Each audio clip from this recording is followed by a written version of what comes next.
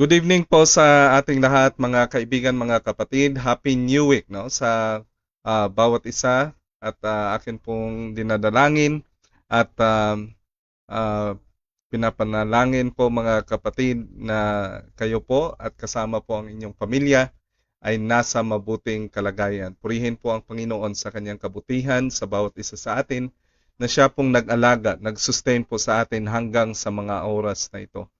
Mga kapatid, mga kaibigan, welcome po dito sa ating programa muli. No? Ito po yung pag-aaral ng salita po ng Panginoon.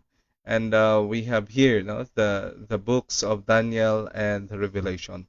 Kaya po mga kaibigan, mga kapatid, tayo po ay magpapatuloy sa um, thank you. Magpapatuloy sa ating pag-aaral sa salita po ng Panginoon at bago po tayo dadako sa ating magiging topic ngayong gabi, ay nais ko pong anyayahan ang bawat isa sa isa pong panalangin. Ama po namin na nasa langit, maraming salamat po Panginoon sa iyong biyaya na ipinagkaloob po sa amin. Maraming salamat po sa iyong pag-ingat hanggang sa mga oras na ito na kami po ay naging ligtas sa kahit anumang kapahamakan. Panginoon, muli po kaming lumalapit sa inyo, muli po kaming humihiling na kayo po ay maggabay sa bawat isa sa amin sa pamamagitan ng iyong banal na espiritu na kami po ay yung bigyan ng karunungan upang maintindihan po namin ang iyong mga salita at ito ay magiging dagdag kalakasan sa aming pananampalataya sa inyo. Panginoon, ito pong lahat ay aming dinadalangin. Inaasahan po naming matatanggap sa matamis na pangalan ni Jesus na aming kapagligtas. Amen. Muli mga kaibigan, mga kapatid, welcome dito po sa ating pag-aaral ng salita ng Panginoon. At meron po tayong mga kaibigan, mga viewers that have greeted good evening. Good evening sa ating sister, Gliceria Rillermo, ganon din po kay Sister Kimayong, and ganon din kay Ninang Rosabella Indumbingo. Welcome po at good evening po sa inyong lahat at sana po ang Panginoon ay magpuno po sa inyo ng blessing. So dito po tayo mga kaibigan, mga kapatid sa ating pagpatuloy sa pag-aaral ng salita ng Panginoon.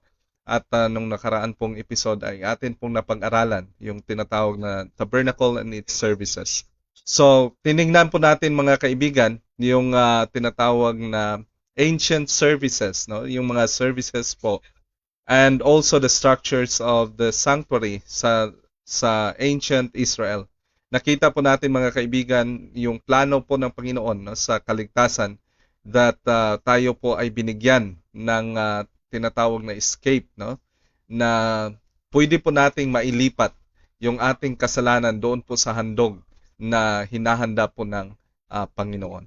Kaya po mga kaibigan, mga kapatid, tayo po ay magpapatuloy sa ating pag-aaralan ngayong gabi at tayo po ay mag-aaral ng tinatawag na mystery of the godliness. Nakita po natin mga kaibigan, mga kapatid na sa atin pong nakaraan na pag-aaral na meron pong misteryo during the sounding of the seventh trumpet, under pa rin ito sa seventh trumpet, na pag tumunog po yung seventh trumpet, there will be the mystery of godliness. Ito po ay matatapos, At makikita po natin, titingnan po natin mga kapatid, mga kaibigan, yung tinatawag na mystery of the godliness. So Revelation 10 verse 7, sabi po dito, but in the days of the voice of the seventh angel, when he shall begin to sound, the mystery of God should be finished, as he hath declared to his servants the prophets. So ito po, during the sounding of the seventh trumpet, matatapos po yung mystery of God, At ito po yung mystery na kanya pong inihayag sa kanyang mga servants or sa kanyang mga prophets, Kaya dito po makikita po natin mga kapatid, so the definition of the mystery is something that is difficult or impossible to understand or explain, Ito po yung mga bagay na mahirap intindihin, mahirap na i-explain, or it is impossible. But we have this guidance from the Word of God. No? Mababasa po natin mga kaibigan dito po sa Mark 4 verse 10, sabi po dito, "And when he was alone, they that were about him with the 12 asked of him about the parables, and he said unto them, Unto you it is given to know the mystery of the kingdom of God, but unto them that are without, all these things are done in parables, that seeing they may see and not perceive, and hearing that they may hear and not understand, lest at any time they should be converted and their sins should be forgiven them." So during the time sa pag-ministry po ni Jesus Christ, mga kaibigan, dito po sa sanlibutan, ay nagsalita po siya. No? Ginagamit niya po yung tinatawag na parables. Ito po ay mga symbolism. No? Gumagamit po siya ng mga natural things of this world upang ipahayag, mga kaibigan, mga kapatid, yung patungkol no? sa mga misteryo ng kaharian po ng Panginoon. Kaya po makikita po natin dito that God is revealing this mystery. But ayon po sa ating binasa, that these things are only for those, no? Para lang po ito sa mga naniniwala sa Panginoon. But unto them, no? Para sa kanila na nasa labas or para sa kanila po na hindi po naniniwala sa Panginoon, all these things, no, are done in parables. Ito po ay parables sa kanila upang nakakita sila pero hindi po nila talagang hindi po nila ma-perceive, hindi nila makilala, no? And hearing that they may hear and not understand. No? Makarinig sila, napakinggan nila, pero hindi po nila maintindihan, no? Kasi bakit nangyayari po ito, mga kaibigan, mga kapatid? Minsan po, marami po no sa ating kapanahunan ngayon, kahit sa kapanahunan po ni Jesus Christ, that they don't want to listen. Ayaw po nilang pakinggan, mga kaibigan. Bakit po? Ano pong reason? Ito po, sabi po dito, lest at any time they should be converted and their sins should be forgiven them. Kasi pag nakinig po sila, kanila pong pinakinggan yung mensahe po ng Panginoon, they might be converted. No? They might be convinced of the truth. No? Pwede po silang makumbinsi sa katotohanan. Kaya iniiwasan po nilang makinig dahil maaring no, na sila po ay ma-convert and their sins would be forgiven them. So ito po yung kanilang iniiwasan, and no other power, mga kaibigan, mga kapatid, na talagang interesado na tayo po ay mapigilan sa pagpakinig no, sa salita po ng Panginoon, and that is Satan. No? Nakita po natin in the tabernacle and its services nung nakaraan po, no, that yung scapegoat that represents Satan, yung lahat po ng ating kasalanan na ma-erase, no? At ito po ay, or yung mga kasalanan po natin na napatawad, ito po ay ibabalik po sa scapegoat. Ilalagay po ito sa scapegoat. No? Meaning po, ibabalik po ito kay Satan. Instead na yung believer or yung tayo po yung mag-suffer ng ating kasalanan, mga kaibigan, dahil tayo ay nagsisi, tinanggap po natin si Jesus Christ, hindi na po tayo yung mag-suffer. No? Christ had suffered for us. At yung magiging kahinatnan, no? Which is the death, the second death, na yung talagang kamatayan na wala na pong pag-asa na mabuhay, that would be no, suffered by the enemy. Kaya makikita po natin, mga kaibigan, mga kapatid, that talagang gusto niya pong pigilan ang tao na makaintindi, pigilan niya po yung tao na maging interesado sa katotohanan, pagkat kung sila po ay mapatawad, kung yung kasalanan po nila ay maalis mula po sa kanila, ang mangyayari po, mga kapatid, maibalik po ito sa tempter, the enemy of God. No? Kaya po, mga kaibigan, mga kapatid, titingnan pa po natin yung mga mystery na sinasabi po ng Panginoon sa kanyang mga salita. So, Revelation 11:15, and the seventh angel sounded, and there were great voices in heaven, saying, the kingdoms of this world are become the kingdoms of our Lord and of his Christ. He shall reign forever and ever. And the 24 elders which sat before God all their seats fell upon their faces and worshiped God, saying, We give thee thanks, O Lord God Almighty, which art and wast and art to come, because thou hast taken to thee the great power and hast reigned. So ito po yung katapusan, mga kaibigan, mga kapatid, no? That at the sounding of the seventh trumpet, the kingdoms of this world will become the kingdoms of Jesus Christ. Basahin po natin, mga kaibigan, itong sa Romans 16 verse 25. Sabi po dito, Now unto him that is of power to establish you according to my gospel, and the preaching of Jesus Christ according to the revelation of the mystery, which was kept secret since the world began. So ito pong misteryo na ito, mga kaibigan, mga kapatid, ay tinago po ito ng Panginoon mula po sa pagsimula ng sanlibutan, but now is made manifest and by the scriptures of the prophets according to the commandment of everlasting God, made known to all nations for the obedience of faith.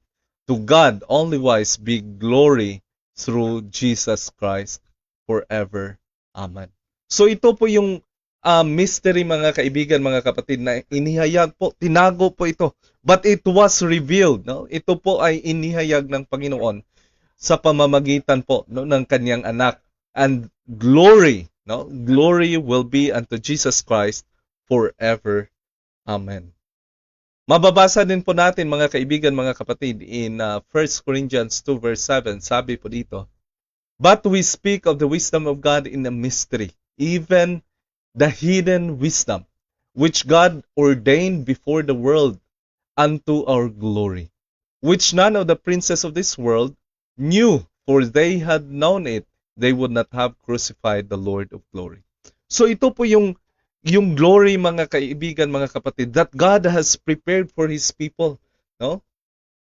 At makikita po natin dito, sabi po dito, na yung mga prinsipe ng sanlibutan ay hindi po nila alam ito. Kasi kung naintindihan lang po nila ito at alam po nila ito, hindi sana po nila pinakot si Jesus Christ. They would not have crucified Jesus Christ. No? But it was written. Pero ito ay nakasulat. Eye hath not seen, nor ear heard, neither have entered into the heart of man the things which God hath prepared for them that love Him. But God hath revealed unto them unto us by His Spirit, for the Spirit searcheth all things, yea, the deep things of God. Kaya makikita po natin that even in the last period of time, kahit nga nung napag-aralan po natin ng mga topics in the previous na mga topics po natin, nakita po natin, mga kaibigan, mga kapatid, na talagang galit na galit po yung kaaway, sa lahat po ng humahawak sa katotohanan, sa lahat po ng tatayo para sa katotohanan. At nakita po natin that in the near future, we will be having that study also as part of the study in Revelation, mga kaibigan, mga kapatid, kung ano po yung nag-aantay na persecution po laban sa bayan ng Panginoon. Because, isa lang po yung dahilan, mga kaibigan, mga kapatid, because they have understood the mystery of godliness. Di po biro, mga kaibigan, mga kapatid, na magpakamatay. Tayuan mo yung katotohanan kahit hanggang sa kamatayan, mga kapatid, kung hindi mo po alam na ito po ay katotohanan. What have inspired? Ano ba yung nag-inspired sa mga prophets? Ano yung nag-inspired sa mga apostles? Yung mga tao po na nakasulat po sa Bible, mga kaibigan. Ano pong nag-inspire sa kanila? Na sa kabila po ng threat ng kamatayan, sila po ay nanatili na tapat sa Panginoon. Because they have understood. Kasi naintindihan po nila, mga kaibigan, mga kapatid. Ngunit yung hindi po nakaintindi, na iniisip lang po nila yung mga bagay dito po sa sanlibutan, they would hate, kanila pong kasusuklaman ang lahat po ng umaasa at naniniwala sa sinasabi po ng Panginoon. And we can see also, mga kaibigan, mga kapatid, that God has revealed this mystery to His people. And it is through the Holy Spirit. 1 Corinthians 15:50, Now this I say, brethren, that flesh and blood cannot inherit the kingdom of God, neither that corruption inherit incorruption. Behold, I show you a mystery. We shall not all sleep, but we shall all be changed in a moment, in the twinkling of an eye, at the last trump, for the trumpet shall sound, and the dead shall raise incorruptible, and we shall be changed. For this corruptible must put on incorruption, and this mortal must put on immortality. Dito po natin makikita, mga kaibigan, ang pinaka-mystery. No? Isa po sa pinakahangad, plano po ng kaligtasan ng Panginoon. This will be the crowning event of the plan of salvation, mga kaibigan, mga kapatid. That God, no, will change us in a moment, in the twinkling of an eye. No? Sa isa lang pong twink ng ating mata. No? At mangyayari po, mga kaibigan, mga kapatid, that the dead shall be raised incorruptible. Bubuhayin po ang mga patay na hindi na po sila mamamatay, and we shall be changed. Yung mananatili po na buhay sa pagdating po ni Jesus Christ will be changed from mortal to immortality. For this corruption must put on incorruption, and this mortal must put on immortality. Alam niyo, mga kaibigan, mga kapatid, this very gospel, no, na patungkol po sa magandang balita na pinapahayag po ng Panginoon about the second coming of Jesus Christ is a rebuke, no, to all of the false teaching. No, especially po, mga kaibigan, yung tinuturo po na immortality of soul, no, yung tinuturo po na pag ang tao ay namatay, ang kanya pong kaluluwa ay pupunta po sa langit. Hindi po ganon, mga kaibigan, mga kapatid. Makikita po natin dito that the dead will be raised, no? From mortal to immortality, from corruption to incorruption, mga kaibigan, mga kapatid. No? At yung iniisip po at tinuturo po sa sanlibutan na yung patay ay dediretso po sa langit, hindi po totoo yun, mga kaibigan, mga kapatid. No? Kasi ang pupunta po sa langit ay mga buhay. Hindi po pwedeng pumunta doon na patay, mga kaibigan, mga kapatid. Kaya nga po, yung pasimula po or paghahanda po ng Panginoon sa kanyang bayan for all the redeemed, no? Bilang paghahanda po na sila po ay dadalhin sa langit, sila po ay babaguhin from mortal to immortality. Yung patay bubuhayin po at dadalhin po sa langit. Alam niyo, mga kaibigan, mga kapatid, ang dami pong katuruan ngayon that have undermined this truth. No? Makita po natin, there is a doctrine na inintroduce po ng Little Horn Power. Ito po yung tinatawag na purgatory. No? Yung purgatorio, na kung saan kung ang tao po ay namamatay, ay kung hindi po siya para sa langit at hindi po siya para sa lupa, para sa impyerno, maaari pa siyang nandun sa purgatory na pwede pa pong isalba. Mga kaibigan, mga kapatid, ito pong pagtuturo na ito ay kasalungat po sa katotohanan na pinahayag po ng Panginoon. Pag ang tao po ay namatay, no, patay po talaga, and we will return to dust, mga kaibigan, mga kapatid. And we will have that topic later on na tungkol po sa deception ng kaaway. Kaya ito pong mystery na binigay po ng Panginoon, mga kaibigan, that we will be changed. No? We will be changed. Antay lang po tayo, mga kaibigan, mga kapatid. Ang dami po ngayon na gusto po nilang ma-change. No? They will have undergone these operations, yung mga plastic surgeries, ito pong mga iba't iba pong kaparaanan upang bumata, upang manatiling bata, mga kaibigan, mga kapatid, kasi ayaw pong tumanda. Mga kaibigan, that will be the reward of God's people. Yan po yung magiging reward po natin, mga kaibigan, mga kapatid, na inihanda po ng Panginoon. That before we will be translated from this earth, papunta po sa langit, pabaguhin po tayo from mortal to immortality. Kasi yung atin din pong mamanahin na kaharian will endure forever and ever. At yung kaharian na yun ay hindi po masisira. It is incorruptible.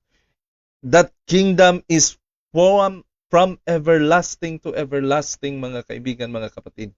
That makikita po natin dyan that only those who have been changed from mortal to immortality ang maari po na tumanggap sa kingdom na inihanda po ng Panginoon sa kanyang bayan. At makikita po natin dito, mga kaibigan, mga kapatid, that the mystery of God was revealed to His people.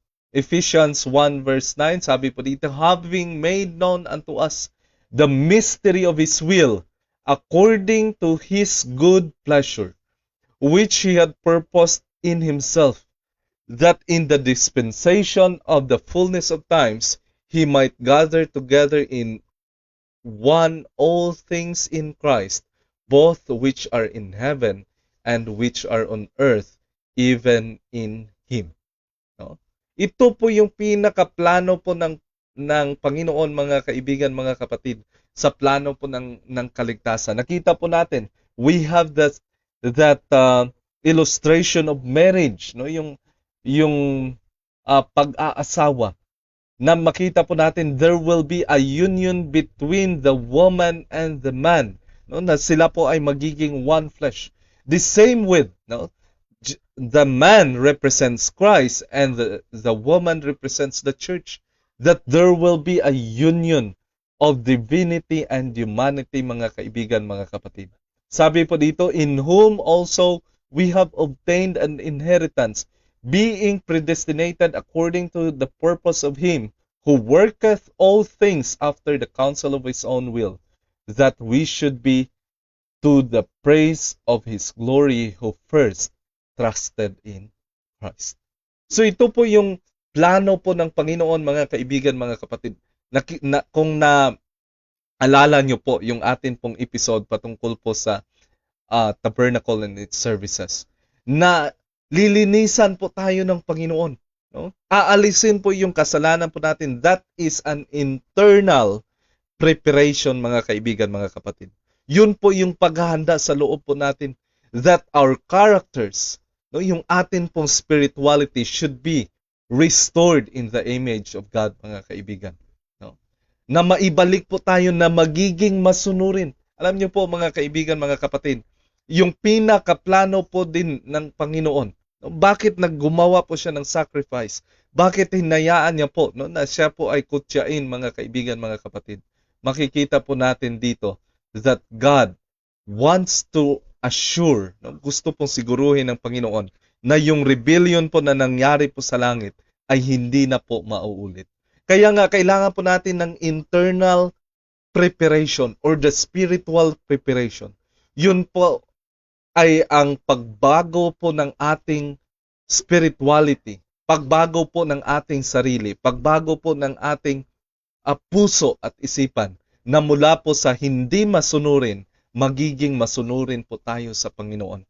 And we will be restored into the original design of God for man, na siya po ay manatili at maging masunurin sa kanyang Creator, who is God. No? Kaya po, mga kaibigan, mga kapatid, ito po yung unang paghahanda. This is the first stage of the preparation, mga kaibigan.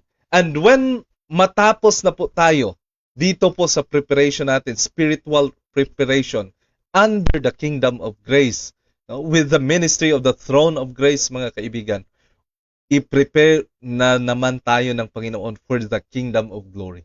At yung pag-prepare na yun ay hindi na po internal. Tapos na po ang internal sa panahon na iyon. Ang preparation na po yun ay external. Ibig sabihin, yung katawan na po natin yung babaguhin. Hindi na po yung puso, hindi na po yung isipan. No? Kasi nabago na po yung isipan at saka yung puso. Ang papalitan na po ng Panginoon ay yung atin pong katawan. Papalitan na po from mortal to immortality, from corruptible to incorruptible, mga kaibigan, mga kapatid.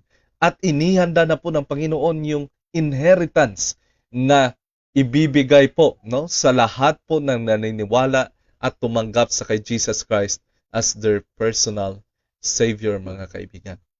And we have also Ephesians 3 verse 3. Sabi po dito, how that by revelation made known unto the mystery as I wrote in few words, whereby when ye read, ye may understand my knowledge in the mystery of Christ, which in other ages was not made known unto the sons of men, as it is now revealed unto his holy apostles and the prophets by the Spirit, that the Gentiles should be fellow heirs and of the same body and partakers of his promise in Christ by the gospel.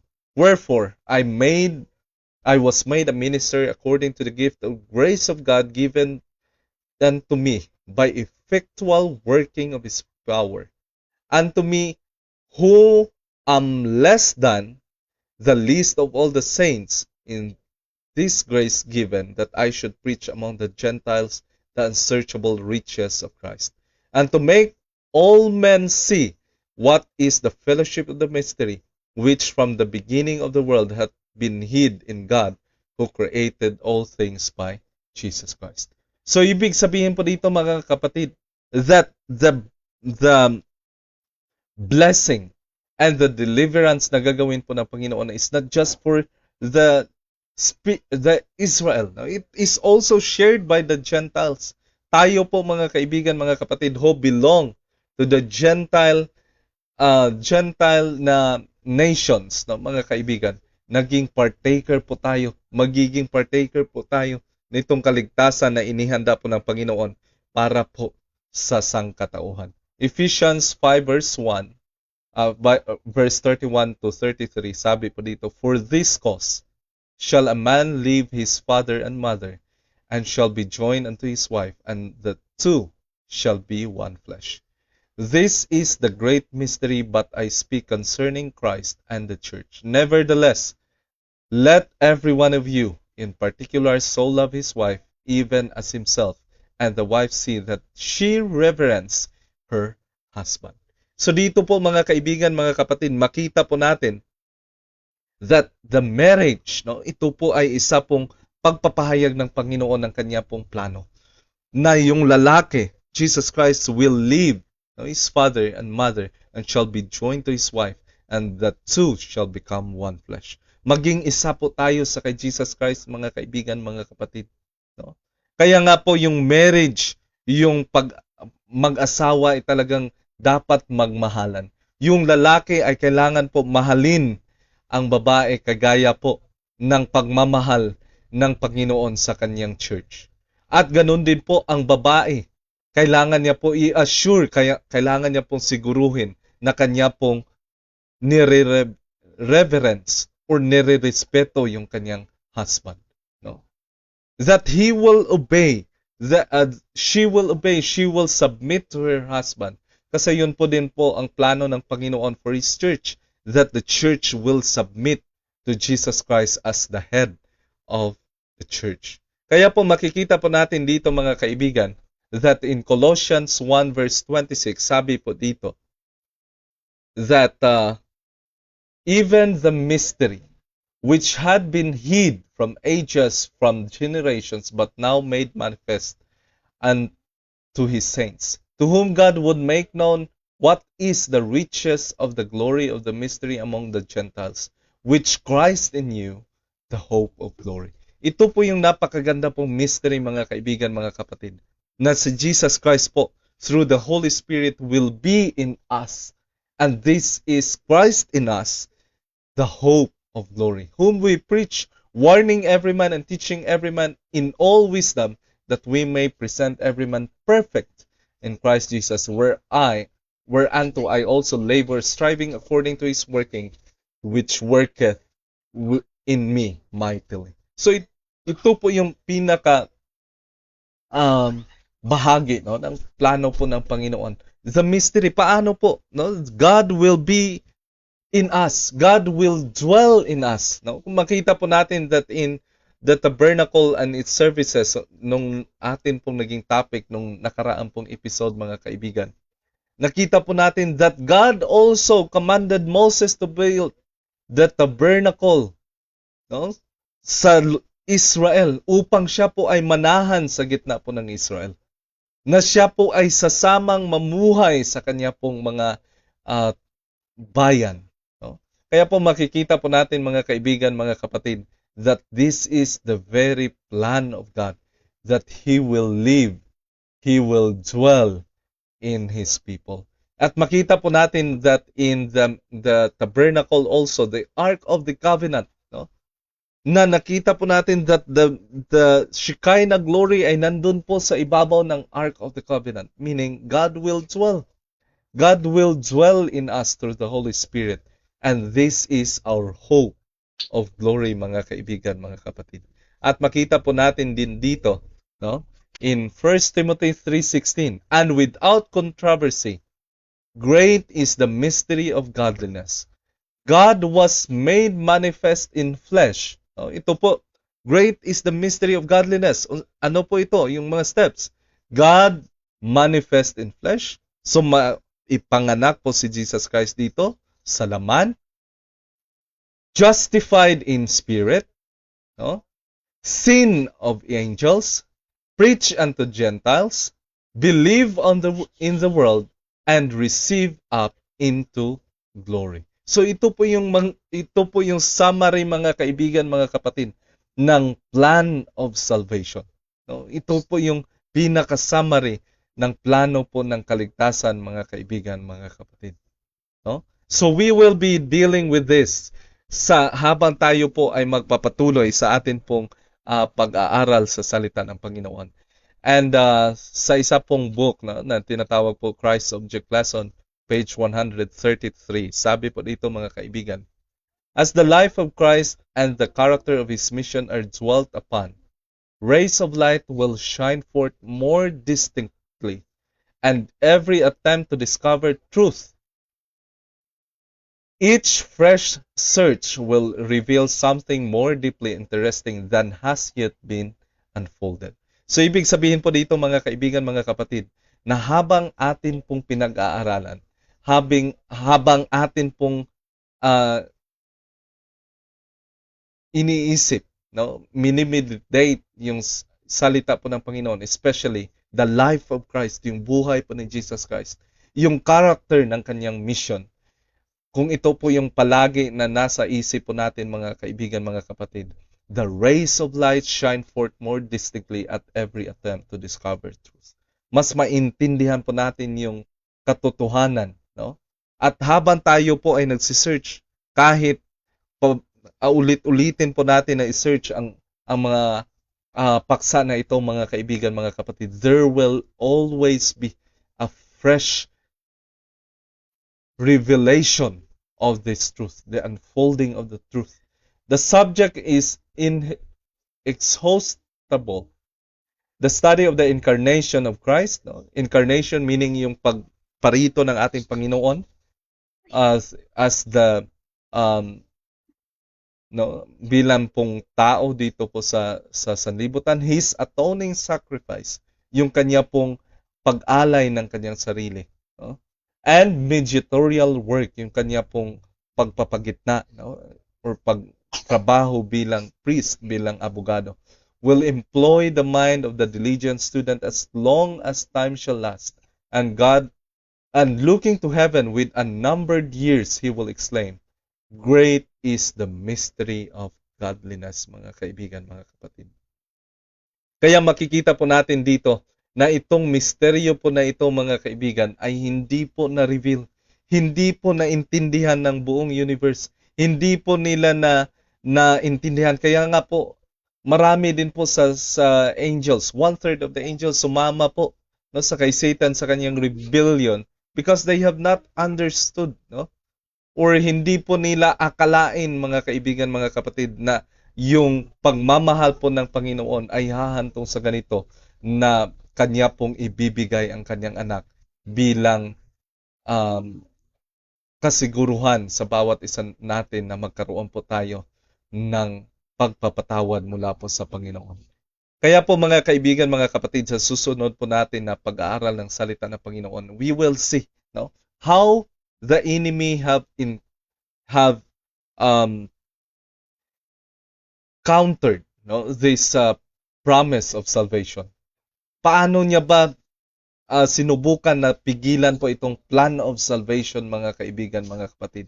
We will be studying Revelation 12, no, in the next episode po natin, mga kaibigan, mga kapatid. And we will look at the origin of this conflict, yung pagsimula po ng conflict nito, mga kaibigan, mga kapatid. And we will be looking on that topic in the next episode, mga kaibigan, sa susunod, no? Bukas kung luluubin po ng Panginoon. May the Lord bless us all, mga kaibigan, at marami pong salamat sa inyo pong pagsama sa ating pag-aaral sa gabing ito.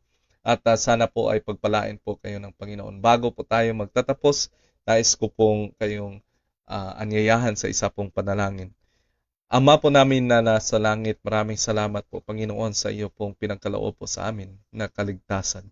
Marami pong salamat sa iyong inihayag na misteryo ng inyong pagka-Diyos, sa iyo pong pagmamahal, sa iyo pong habag, at sa iyo pong plano po ng kaligtasan sa bawat isa sa amin. Na kahit ito man po ay nangangailangan ng pagpakumbaba, ng sakripisyo ng iyong anak, hindi po kayong nag-atubili na ibigay po sa amin bilang alay ang iyong anak na si Jesus Christ. Panginoon, tulungan niyo po kami na manatili po itong fresh sa aming puso't isipan, na amin pong bulay-bulayin, amin pong panatilihin na aming iisipin ang iyong pong ginawa na kaligtasan sa bawat isa sa amin. Ang buhay po ni Jesus Christ dito sa sanlibutan, ang kanya pong kamatayan at ang kanya pong gawain bilang pari po namin sa heavenly sanctuary na sa ngayon po ay nagpapatuloy. Panginoon, tulungan niyo po kami na magkaroon ng kasiguruhan sa aming kaligtasan. Tulungan niyo po kami na malinisan sa pamamagitan po ng dugo ng iyong anak na si Jesus Christ. Ingatan niyo po kami sa gabing ito, kasama po ang aming mga viewers at kanila pong pamilya, na maiwas po kami sa kahit anumang kapahamakan, sa kahit anumang mga taong masasama na naghahangad po ng kasamaan. Panginoon, tulungan niyo po na magkaroon kami ng mahimbing na tulog at pagkagising po kami sa umaga na muli pong magpapasalamat sa iyong kabutihan sa bawat isa sa amin. Ito pong lahat ay amin pong dinadalangin, pati na rin ang kapatawaran sa lahat ng aming kasalanan. Sa pangalan ni Jesus na aming tagapagligtas. Amen.